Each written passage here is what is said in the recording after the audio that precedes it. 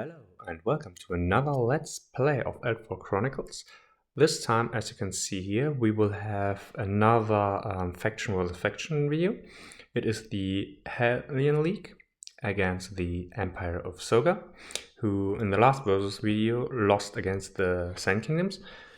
The Empire of Soga has the same party as previously, so the Musha Blade Master with the Bujutsu and Kujutsu expertise. We have the Kitsune Spellmain, who is also the leader, who rolled for her scheme 5 and 11. I will get to that later. And 2 Bushi attendants. The Helion League from the last game actually had some changes in the Helion Expatriates upgrade. He has now the Expeditionary Tactics Search Order, which allows him once per game to, if you do up to 3 models of your party members with the affiliation of Helion League, so all, may each perform one of the following movements: walk, climb, or jump. And it's a one-time movement which does not provide any reactions. And he also has the Adept Shaper, which increases, as you can see here at the card, his spellcraft.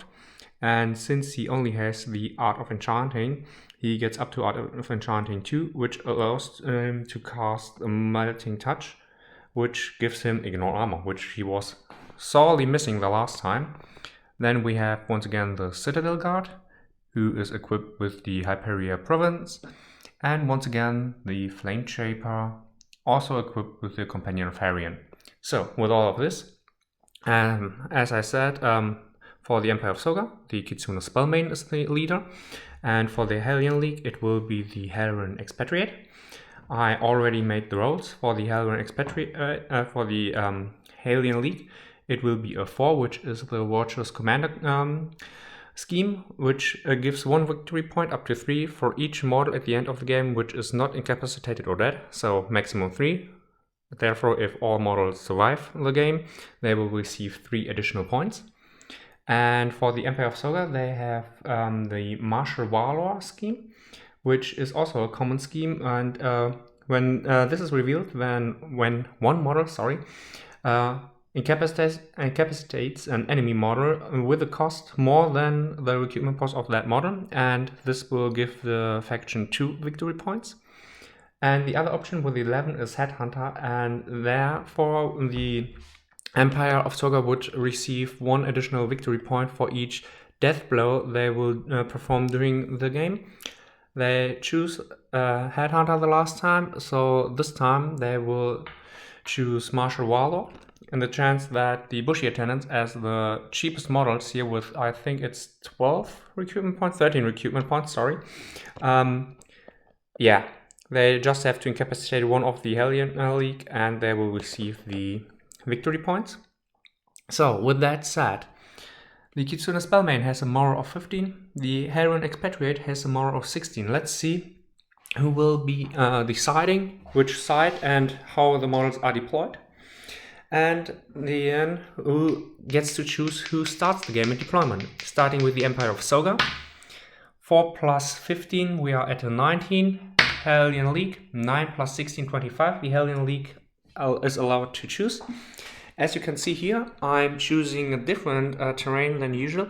This is the official Eldfall Chronicles terrain, which is included in the starter set, and the large starter set, where you have the Colossi and also each faction. I'm not sure if it is currently available, but this is some really beautiful cardboard terrain. You can put it together. It is really solid, as you can see here from the thickness. So, but with all that said, I think that the Helion League wants to choose the deployment side, and also decides that all models should be placed. Give me a second. Yeah, 1 model per turn, so that they have an all-terrain deployment. And the Helion League chooses this side here in hope that they have enough cover to be protected from the arrows of the Empire of Soga. So Helion League will start here, and yeah, alternating deployment. And the Empire of Soga decides that they will start deploying and therefore will be the first active player. So let me set up the game, the factions, and I'll see you later. Starting with the first turn for the Empire of Soga, I already did some measuring. This bushy cannon moved 5 inches forward, 6, 12, then we have here 18, and up to this is 24, so 23 inches away is the Citadel Guard. So the bushy attendant will activate first. He will move up to where the die is, and he will choose an attack action at the Citadel Guard. The Citadel Guard will use her reaction and try a dodge. Looking at the Citadel Guard's agility score, it's a 10. And let me just have a quick look at the soldier class. The soldier class increases accuracy, offense, defense, intelligence, and more, so therefore no agility. So the Citadel Guard needs 10 or less. I forgot to mention, in the strategic phase, all 3 of the warriors, so both bushy attendants and the Musha Blade Master, choose to go into a defense stance to get a chance to get better confrontation when their opponents also has more than one strike. So therefore the Citadel Guard tries to dodge 10 or less. It's a 14, this is not enough. The bushy attendant has usually an accuracy of 12, but because I would say this crystals are definitely heavy cover, he needs an 8 or less. It's a 4, he actually managed to hit. So now the Citadel Guard has an armor of 6 and 2 hit points. So the bushy attendant's partner has a power of 13 minus 6, so he needs a 7 or less. And it's a 15. A 15 is not enough. Therefore, all that happens is that the Citadel Guard is allowed to move 2 inches. So it is roughly up to here. Let me just double check here a little bit further. Looking good. This is the difficulty when you're recording at the same time you're playing. So here we go. Citadel Guard still in cover and a little bit closer to the Empire of Soga. So next, the same bushy attendant. He stays. No, he moves. He uses another walk action, getting closer. 1, 2, 3, 4, 5. Getting up to here. Removing his activation token. Still not able to see the flame shape who hides behind the ruins here. So with this, he once again attacks the Citadel Guard, and the Citadel Guard decides not to react and stays because there are still some other models who may activate. Therefore, only one attack, needing as previously an 8 or less to hit. It's a 5. Therefore, the bushy attendant once again hits, and as previously, he needs a 7 or less to wound. It's a natural 1. Therefore, the Citadel Guard actually takes a wound. That was a lucky shot and a lucky start against the Citadel Guard. I'm currently thinking that the Helion League really needs a healer. Therefore, the Expatriate Hierophant might be really the next model I have to paint and include into the parties list. But with all of this, the next activation, this bushy attendant will spend his activation and run. With 5 inches, he gets to this corner, needing 1 inch, or he doesn't need an inch because it is 5 inch, it is his height, therefore he can just get over it, and with 1, 2, 3, 4, 5 further inch movement he can get up to here. And now let's see, he can get here, and then he will he actually do a climb action? No, before we come to that, let me see what we can do here. Really nothing, not much. The Musha Blade Master will also use a run action. 6, and his other 4 he will get right to the door. And to also get into a better position, he will spend his next activation, and he will move 5 inches right in the middle, just turning so that he can have a view out of this entrance and also out of this entrance. But he does not see the Citadel Guard. So let's see how the Bushy Attendant, he is unable to view the Citadel Guard. Therefore, climbing would cost double the movement, so this would be actually around 4 inches, so 8 inches. Therefore, he will use a move activation to get here, and he will stay there and will not start to climb. But with all of this, the Kitsune Spellmain can activate. She will first walk up to here. Is she within 10 inches of the Bushy Attendant? I would say she barely, but is. Therefore she casts the Burning Resolve spell, or tries to cast it, 15 or less.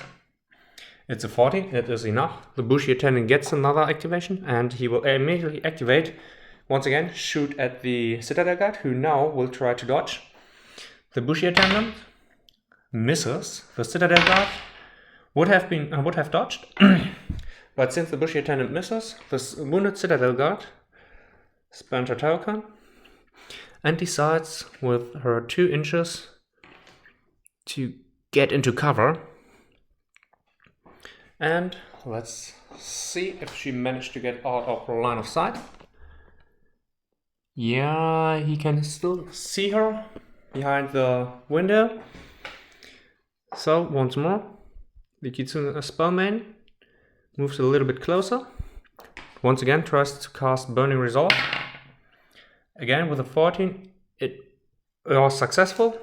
The Bushy Attendant tries another shot at the... Actually, he can move, since this is a normal activation. He will move a little bit closer, putting up the pressure. Able to see the Citadel Guard, but still not the Flame Shaper. Therefore, another shot, 8 or less. It's a 19. So with this, the Empire of Soga pushed forward, and the Helion League also already took damage in the form of the Citadel Guard, having taken 1 wound from the Bushy Attendant. Let me prepare the first turn of the Helion League, and I'll see you then.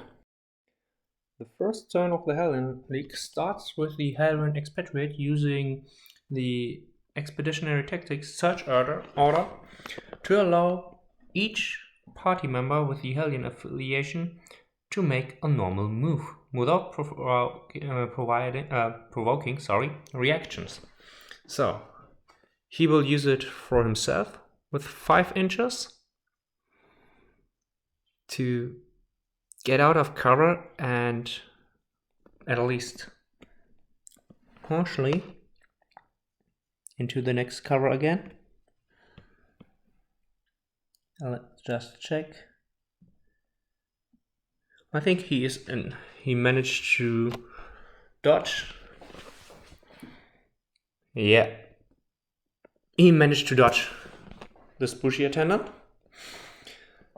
Next, the Citadel Guard will move 1 inch forward to jump over, and 1 inch here, 1 inch over. And now she has 2 additional movements, inches. She gets up to here. Might get into the central ruin next. Let me just put her wound token as well as her activation points. And next, with 6 inches, the Flame Shaper gets into a position where she's still in cover, but able to see and hit. Let me see, with 6 inches, she can get up to here. Now she will stay here. It would be nice to be on top, but it's quite open and it is not worth the effort. So therefore she gets into a better position. And to activate now and use her Ignite spell with a range of 14 inches, which is, thankfully, since the bushy attendant didn't thought about it, close enough to get off the spell. And the bushy attendant will react and make this a confrontation. He will also use his short bow to make a range attack. So the bushy attendant -4 because of the heavy cover. He needs an 8 or less. It's 2 2s. Therefore, the Flame Shaper, since she's within her awareness of another soldier, and she is the companion of Helion, she has intelligence of 14, therefore 14 or less. 19 and 11. The 11 is enough to beat the 2 2s. Therefore, 1 hit. The armor of the bushy attendant is 4. She has a power of 14, therefore 10 or less to wound. It's a 12. It is not enough. Now, here we'll have a look. The ruin, here, this wall, blocks the line of sight to the Flame Shaper. Therefore, the only valid target is once again the bushy attendant, who also will use his reaction to attack. So the bushy attendant, once again, needing 8 or less, a 5 and 16. Another 14 or less for the Flame Shaper. She will use her sorcerer class this time to reroll the 19. 3. The 3 is cancelled out by the 5, but the 11 is enough to hit. Once again, 10 or less to wound. It's a 7. It is enough to put a wound on the bushy attendant, who has 2 hit points. So, since he got a wound, let me just see once again with what the burn trait does. Give me a moment. Crippling demon, there it isn't. Weakening, targetless. Here it is. A model suffers a wound with this trait. The attacking player may perform an X amount, it is here, of damage caused with the armor value of 0. Therefore, the Flame Shaper is allowed to make another wound roll with 14 or less. It's an 11. The bushy attendant gets a second wound, is incapacitated, and just to double check if the model, every successful damage roll causes the model to suffer a wound. If the wound would cause this model to become dead, the model is removed from the field. Okay, he is not dead, but he is incapacitated. This is how the Helion League becomes dangerous with all the burn abilities. By the way, burn ability, he used his artificial class in the strategic phase to also cast a melting touch onto himself, so he has ignore armor and the burn 1. So, with the Flame Shaper all done, the Heron Expatriate activates. he uses a run action to move a total of 10 inches and gets as close as possible into the face of the Empire of Soga. And with this, the Musha Blademaster as well as the Bushy Attendant both will react and both will shoot at the Helion Expatriate as soon as he comes out of cover. So, with this, the Bushy Attendant needs a 12 or less to hit. 9 and 12, 2 hits. The Helion Expatriate has an armor of 6, therefore 7 or less to wound. 16 and 16. This was a failure. And now the bow has a strike of stamina -1, therefore only 1. He has an accuracy of 12, therefore 12 or less to hit. It's a 19, it's also a failure. So he gets into mostly cover and gets close to a Bushy Attendant. Excuse me. And with this, the Helion Expatriate once again activates, and he gets into contact, into melee with the Bushy Attendant. But since the Helion Expatriate has a sword, which has a reach of 1 inch, he will actually stay away 1 inch from the Bushy Attendant, because the Bushy Attendant, as his opponent, has only a short sword with a range of 0. Therefore, the Bushy Attendant gets the engaged state, and the Helion Expatriate wants to attack with his sword. And since the Bushy Attendant can't counter the attack, he will use his dodge action with an agility of 10, therefore 10 or less to dodge. With a 9 he dodged successful. The Helion Expatriate needing crits on at 1, it's a 5 and a 15. Therefore he missed the Bushy Attendant, who uses his dodge action to actually get closer to the Helion Expatriate, just to prevent him to use his Ranger class, which would have allowed the Helion Expatriate to make another move at the end of the Helion League's turn. So with all of this, now the Citadel Guard activates. She uses a run action to get into contact with the Musha Blademaster, who will not react to this movement. So she moves in. This is a drawback of this terrain. It's really beautiful, but fight inside is quite difficult. That's the reason why I put all the tokens up here. Now she will attack, and the Musha Blademaster uses his reaction to also attack. Since he used his warrior class, he's allowed to use his normal strike value. I just have to check, since he also has the Arms Master, because he has the Bujutsu expertise. I have to check if he can only use it when in the active row. He is allowed to do that, but since he also has the Fencing 4, he can use the second wind combat ability, combat art, to get +1 at his strike value.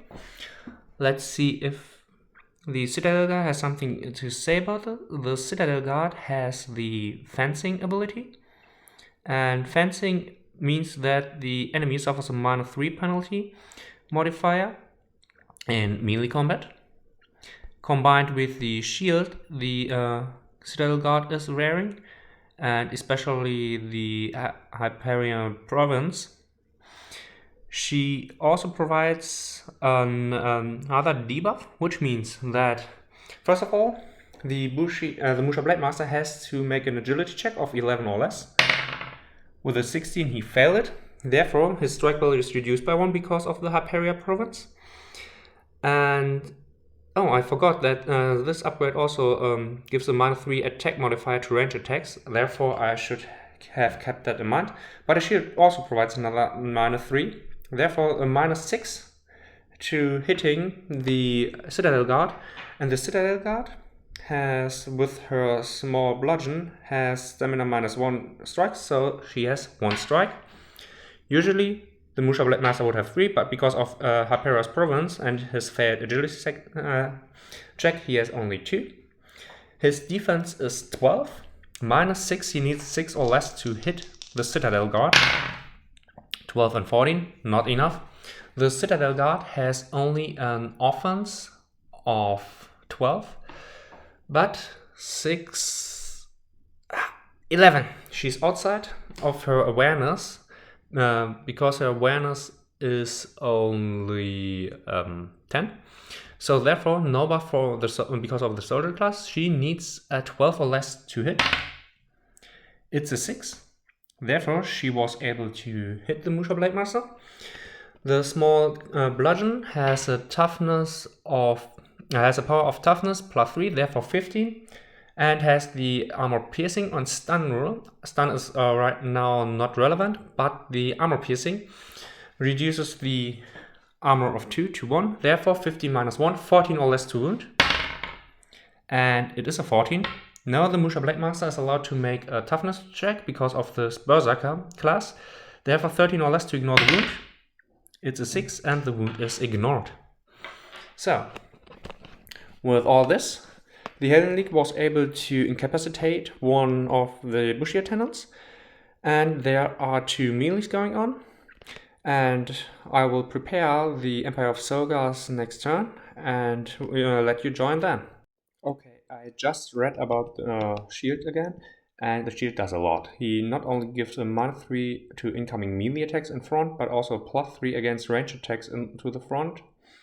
And the various melee weapons with reach more than 0 ranges have -1 to strike. Therefore, the shield gives +3 armor against ranged attacks, so it would have been armor of 9 the Citadel Guard had, but since the natural was a natural 1, this doesn't matter. But a shield is quite good at the Citadel because this is really a heavy defensive piece, and this is the reason why none of the remaining 2 warrior classes choose to get into defense stance. They could utilize it last turn to sponge the assault of the Helion League, but now they try to overwhelm them and go into a counter attack, so therefore they will try to get the most out of it by staying active. But first of all, I was thinking about moving the Kitsune, but once she activated, she can't possibly use her bone earning resolve 2 times. So therefore, let's start with this melee. The Bushi attendant attacks the Helion Expatriate. So with this, the Helion Expatriate will use its reaction to actually, also attack and make a confrontation out of this. This is because the Helion Expatriate, if we have a quick look at his stat card, has an offense and defense of 13. Therefore, he is good in offense and defense. So setting the bar, he has a 16, which is a failure. Now the Bushi attendant needing a 12 or less to hit. 13 and 6, the 6 is enough. Armor 6, power of 13, therefore 7 or less to wound. It's a 9, it is not enough. And with this, the Bushi attendant tries to get better and once again attacks the Helion Expatriate, who on his turn also uses attack to react. It's a 19, it's not enough. 12 or less, it's a 4 and a 20, and now once again 7 or less, it's a 6. This is enough to put 1 wound at the Helion Expatriate, who also has 2 hit points. So, and now comes the benefit of having a Kitsune spellmain who is actually alive, not like in the game of the against the Sand Kingdoms. She activates, moves to get a better line of sight. She tries to cast Burning Resolve at the Bushi attendant. 15 or less. It's a 16. She only has the Mystic class, which allows her to use her moral instead of her intelligence. But this is not enough. So we will wait and see what she will do next. Possibly she can give the the Musha Blade Master, sorry, mixing up the names again, the Musha Blade Master another activation, and maybe even slay the Citadel Guard, who will use her reaction to get into a confrontation with the Musha Blade Master, because she has the Sentinel skill, and the Sentinel skill allows her to get +1 strike in her defense roll. But before that, the Musha Blade Master has the Arms Master. Usually he has 2 attacks, 1 for Arms Master, and he will use his Fencing 3 to get another attack. So now he has to make an agility roll because of the Hyperia's province. If he fails, he loses a strike. It's a 16. He fails, he only has 3 strikes. The Citadel Guard has 1 attack because of her stamina, small bludgeoning, and 1 for her Sentinel class, if that was the name. So she has a defense of 16, therefore needing 16 or less to hit. Natural 1 on 16, 2 hits. I will just land the natural 1 to the Musha Blade Master, so the 1 and the 16. Now he has an offense of 14. He needs natural 1s. He does not get any. Therefore, the Citadel Guard with her natural 1 and the 16, which is still within her defense, wins this confrontation and gets 2 strikes. Also, the Musha Blade Master would have gotten -1 for the shield, and -3 modifier for the shield, and -3 for fencing, so -6. This is quite tough in range in melee. So with this, the Citadel Guard has a power of 15 in total. Musha Blade Master has defense of 1 only because of the armor piercing of the Citadel Guard, and now she needs 14 or less to wound. 17 and 9. I will just have to see when the Berserker class can be used. Once per turn, if the Berserker suffers 1 wound. Okay, so I think this is a turn, therefore he is allowed to make another toughness roll of 13 or less. It's a 16, this is not enough, so he lost this confrontation and got wounded. So, this shows the power of the Citadel Guard. This is a nice game for the Helion League, by the way, because the Flame Shaper, a cheap piece, was able to incapacitate a Bushi attendant because of the burn rule, which is why she's here for ranged burning. And the Citadel Guard as a defense piece just could show what her role is and why she is to be feared in her reactive phase. It is because she's really strong with a defense of 16. And with each soldier within 10 inches of her, she would also have been buffed by 1 for each. So, with all of this, the Kitsune Spellmaiden thinks it is better to try and give the Musha Blade Master another action. So, she tries... actually, no, wait, she will stay here. The Musha Blade Master tries to make a dodge to avoid the Citadel Guard. The Citadel Guard, as a reaction, wants to make an attack of opportunity, so she's allowed to hit him. With her defense, I think it's her defense because it's her reactive roll, both would hit. The Musha Blade Master needs, because of his agility of 11 or less. With an 8, he is able to dodge both attacks. So, he can move 2.5 inches, which is enough to get back into the archway. And he cancelled the engage state of these 2. And now the Kitsune Spellmaiden will cast a Burning Resolve at the Musha Blade Master. 15 or less, 17.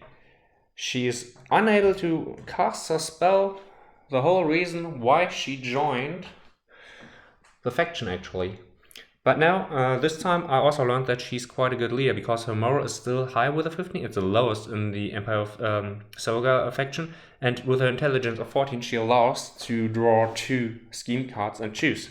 So, With all of this, the Empire of Soga was unable to get into to go into the offense. It's quite the opposite. The Citadel was able to stand at the rock and bruises the Musha Blade Master, but the Bushi Attendant was also unable to do any further damage except of one, the Expatriate. So with this, I will prepare the Helion League's second turn, and I'll let you join then. The Helion League's second turn starts here with the Helion Expatriate starting to attack the Bushi Attendant with his sword. The Bushi Attendant actually tries to get into a confrontation and to do some damage because he has defense of 10, sorry, but he still tries. So the Bushi Attendant gets a 10, so the Helion Expatriate needs natural ones or 11, 12 or 13. 9 and a 14, which is not enough. The 9 is bested by the 10 of the Bushi Attendant and the 14 is above the offense, so therefore the Bushi Attendant wins. Power of 13, armor of 6, needing 7 or less, it's a 15. It was a nice try, and now the Helion Expatriate tries the same procedure again. The reason for this is the Flameshaper has a line of sight at the Bushi Attendant, so if the Helion Expatriate is able to hit him, her ability with chain attack triggers and she gets free attack at him if she's in range. The Bushi Attendant, needing a 10 or less, it's a 20. The Helion Expatriate, 17 and 19, so he hits. Actually, this would have been a dodge, would be better, just to get a line of sight. But now, the Helion Expatriate, with an 11, he has a power of 12, armor of 14. This is not armor 4, so an 8 or less would have been needed. This is not enough. Now the Flameshaper, -4 because of heavy cover, and here's the heavy cover. In this case, the friendly fire rule is not triggered because chain attack overrides it. So she needs a 10 or less. It's an 18, it is not enough. This is another benefit of having a lot of Flameshaper, or also the Helion Expatriate has this ability. So this would have been quite dangerous for the Bushi Attendant, who now, as I just said, he instead uses not a confrontation but a dodge, and he gets out of line of sight, cancelling the engaged state, and is able to maybe shoot at the Helion Expatriate and get the Martial Valor ability scheme up and earns 2 victory points.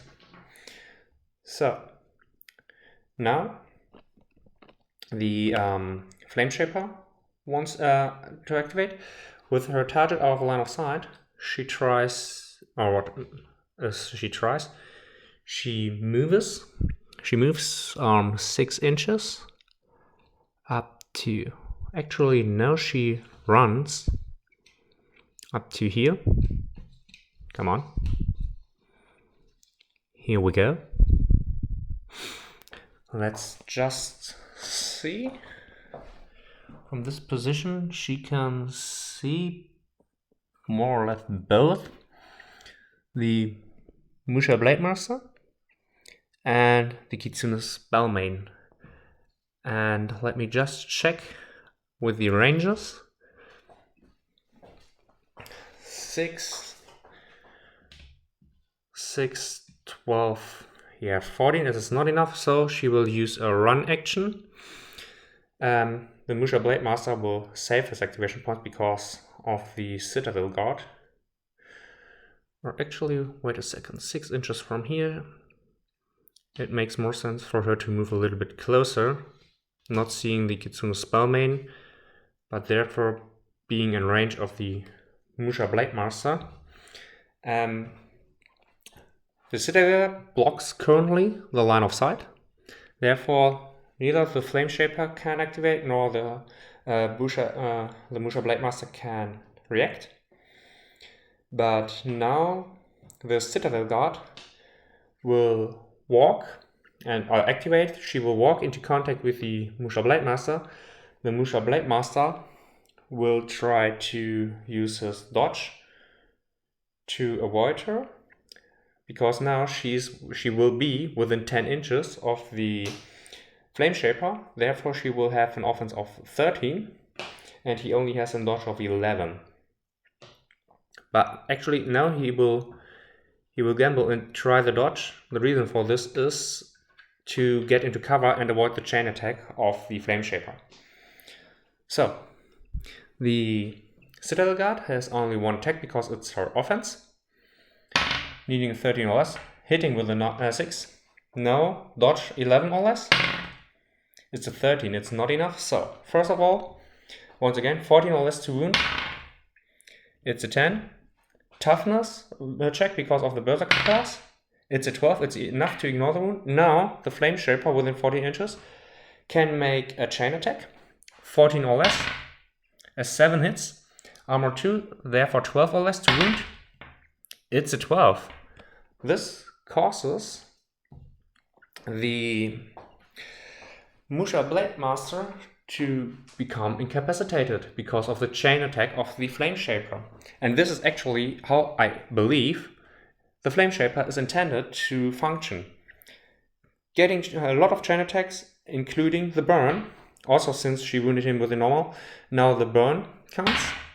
With a 16, it is not enough to burn the remains of the Musha Blade Master to ashes, so he will stay there.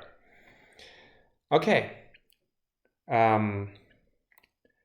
With this, the Flame Shaper activates. She will walk 6 inches closer to the Kitsune Spellmaiden, and she will attack the Kitsune. The Kitsune on her end will react by dodging. She has an agility of 14. She dodges, so the Flame Shaper with her strike to ignite needs natural ones. She gets one. So the critical hit is cannot be dodged, therefore. Now, since the Kitsune Spellmaiden has an armor of 1, 13 or less to wound the Kitsune, it is not successful. So, the Citadel Guard will activate. She will use activation to, since here is no door, and the Musha Blade Master is in the way. I'm not sure if you can jump over her, so I will just 3, 1, 2, 3, 6, 7, 8. She will just walk around all the way around here, past the Helion Expatriate, and gets into. Actually, she can't get past him looking at the base side, so she will walk up to here. And now the Helion Expatriate is not in melee, so he uses his Ranger class to make a free movement and get within 1 inch of the Bushy Attendant, who is then in the engaged state because of the Helion Expatriate. So with this, this was a tough strike against the Empire of Soga because the Musha Blade Master got incapacitated. And I learned the Citadel Guard is really deadly in the defense in the turn previously, so as you can see, I'm still learning the game myself, and I'll prepare the Empire of Soga, and I'll see you then. So, for the, I think or believe, final turn of the Empire of Soga, even if it's only the third, I will try and show you something. The Empire tries basically that the the Bushy Attendant gets down, and these two get close together for the Kitsune Spellmaiden, hopefully do 1 damage at each and therefore incapacitating them.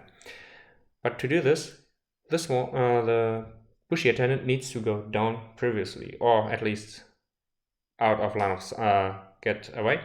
So with his first activation, he wants to make a dodge action, which the Helion Expatriate will counter or react to by attacking. So, dodge for the Bushy Attendant, 10 or less, it's a 9. Critical hit, no.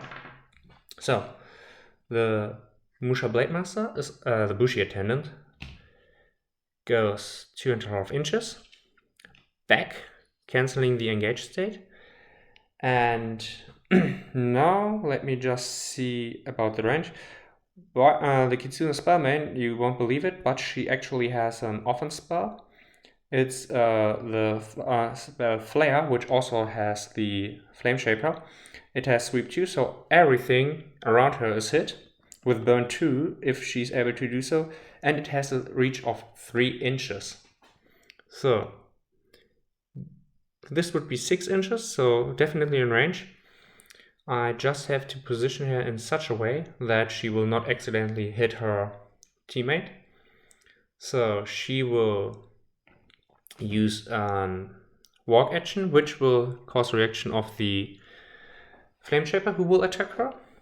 And the Helion Expatriate, since he knows about the spell, will use a dodge action to avoid it. And as I said, the Kitsune will activate. So let's begin with the walk action of 3 inch, or actually 4 inches. Gets here. So I think in this case the Flame Shaper will save for activation because it's the movement, so it's out of line of sight. Now she is within 3 inches. Want to actually a little bit closer. Just let me move the token. 1, 2, 3.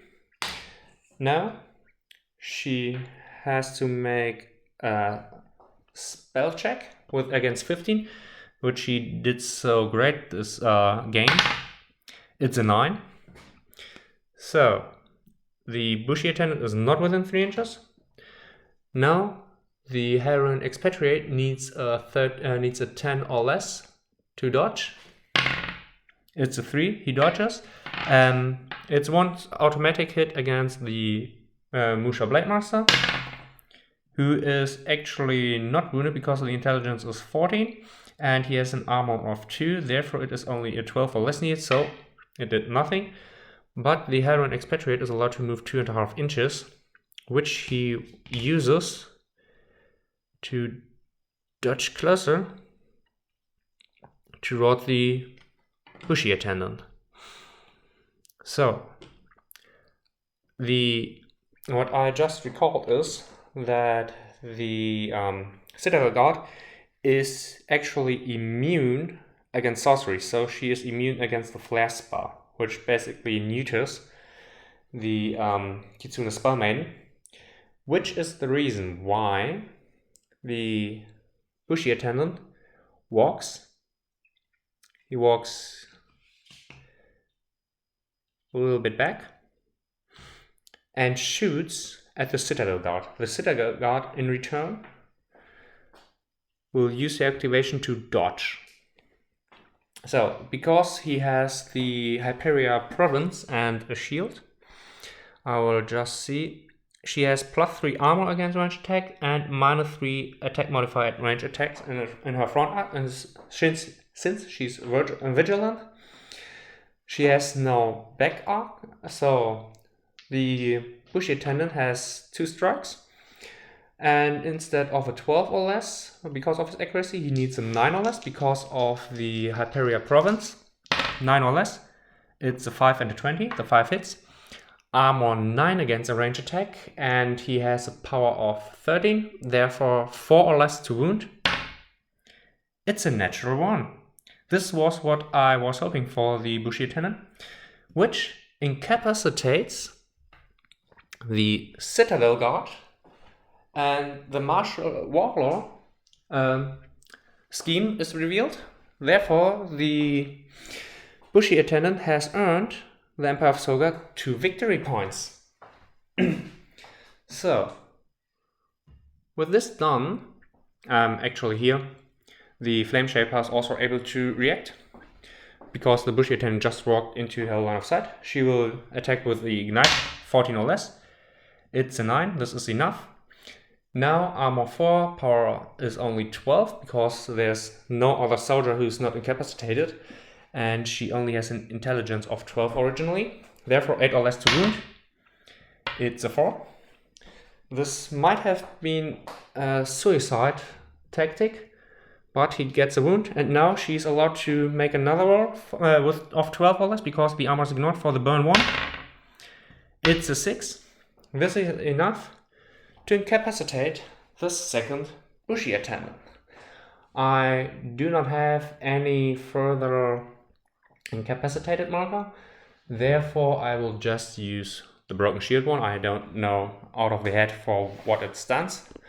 And now the Kitsune tries again. She activates, she moves a little bit away from her fallen teammates, but still outside of 1 inch of the Helion expatriate, who is out of action, so therefore she needs a 14 or less to hit him with the flash spell at 15 or less, because she's a mystic. She managed to do so. Power of 14, armor of 6, therefore 8 or less. It's a 17. If she would have pulled this off successfully, the Helion expatriate would have also been incapacitated. But with this, I will just go straight to the Helion League's next activation, because this might be really fast. First of all, the Flame Shaper with her 6 inches has enough range to get around the corner. Here she is, and now she has a clear line of sight against the Kitsune. The Kitsune tries to dodge. The Flame Shaper will attack her with her Ignite. 4 and 15, the first hit. Dodging at a net 20, she is unable to dodge. Armor of 1, power of 12, therefore it's 11 or less. It's a 16. Not enough, and the Kitsune is allowed to move 3 inches. 1, 2, 3. She will just walk up here. Just give me a second. First aid. Upgrade within the model's awareness and remove bleeding out. Okay, so basically with the Kitsune right here, yeah, she would still have dodged, but the Citadel Guard would have also gained 2 activation points because of the first aid that would have the Helion expatriate used on her, and she would have gained 1 wound back. And the first aid, so 1 is used as well as the tactical. So with this, the Kitsune dodged out of the engaged state, which would have been actually a little bit different because then but what is said and done. Now, the Helion expatriate activates, moves into contact and attack. The Kitsune, in a desperate attempt to do something, will get into a confrontation and use the Ignite. So, the Helion expatriate, 13 or less. With a 14 or 12, it's not enough. The Kitsune needing a 15 or less. It's a 16 also. This is a complete fumble. But the Helion expatriate has another chance.